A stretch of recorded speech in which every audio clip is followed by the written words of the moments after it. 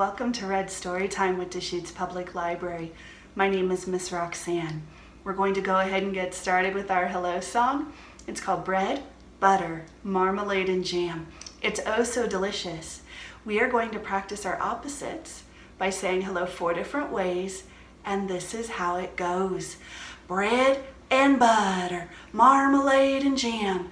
Let's say hello as quiet as we can. Hello. 3 more times. Bread and butter, marmalade and jam. Let's say hello as loud as we can. Hello. Perfect. 2 more times. Bread and butter, marmalade and jam.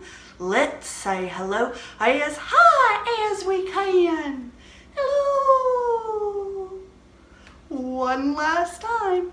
Bread and butter, marmalade and jam. Let's say hello as low as we can.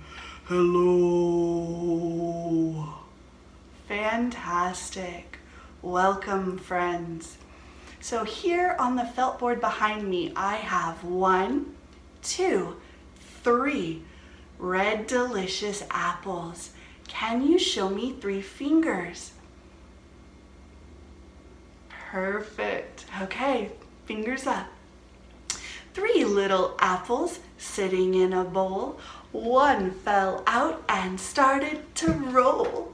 It bumped the table. Boop. It hit my feet. Beep. How many apples left to eat? 1, 2. That's right. 2 little apples sitting in a bowl. 1 fell out and started to roll. It bumped the table. Boop. It hit my feet. Beep.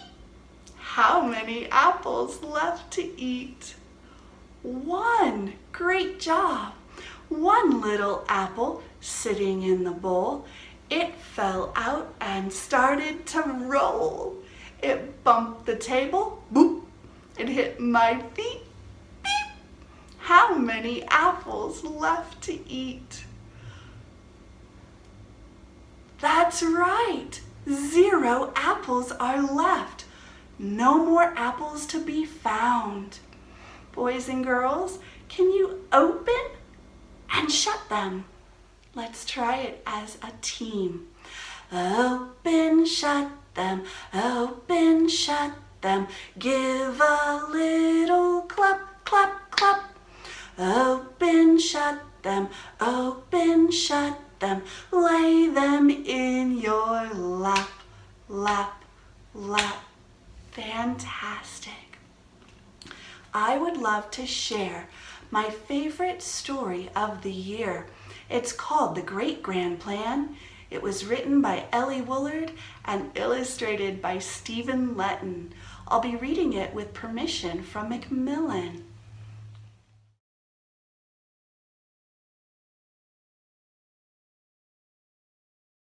Who's afraid of the big bad wolf? The pig had a house in the wild, wild wood. It was safe, it was strong, it was snug, it was good. So when the bad wolf started howling and prowling and skulking and scowling and grizzling and growling, the pig said, "Old wolf, you can blow till you're blue, but you'll not break my house down, whatever you do." The wolf simply glared, then slunk slowly away. But there, on the pathway, the very next day, the pig found a note that said, "Top secret plot. Number 1, eat the 3 little pigs. Number 2, gobble Red Riding Hood's gran, nice and hot." "No!" cried the pig. "Oh, my trusty old trotter, that stinky old flea bag, that wily old rotter."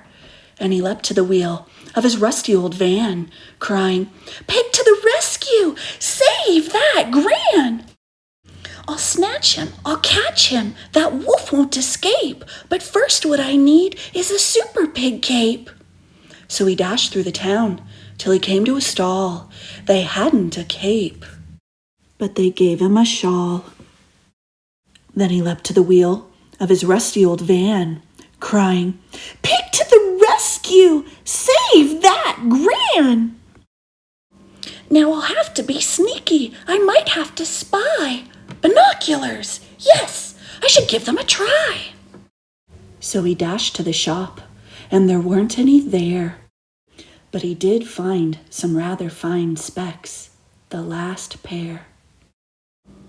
Then he leapt to the wheel of his rusty old van, crying, "Pig to the rescue! Save that Gran!" "I'll swoop on that wolfie, I'll hoop him, I hope, but now what I need is some lovely strong rope." So he dashed to the city. The shops were so full, and the rope was sold out. But he did find some wool. Then he ran to the wheel of his rusty old van, crying, "Pig to the rescue! Save that Gran!" But just as he came to the edge of the wood, he stopped most abruptly, as there the wolf stood. "Red Riding Hood's granny? Well, how do you do? Strangely enough, I've been searching for you, although I admit that it's quite a surprise. You've such a strange nose, and such small piggy eyes." "Gran?" thought the pig, and he took a long look. Then he quivered and quaked, and he shivered, and he shook. The wolf eyed him up and snarled, Nice and plump, not old and not chewy. Just look at that rump. You'd taste rather rare in a roll, I would bet."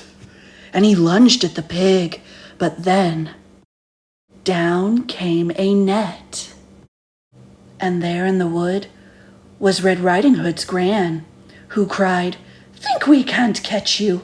You bet we can." "You wicked old wolf, you may huff and you may puff, but I'm telling you now, I've had quite enough." Then she tied up the wolf from his nose to his tail, and together they took him and dropped him in jail. "Thanks," cried the pig, but the Gran said, "Thank you. That wolf would have minced me for Grey Granny's stew." And linking together, they danced out a jig, the wolf-busting Gran and the clever young pig. "Yes," they both said, "we're an excellent team." And the wolf never came there again, it would seem.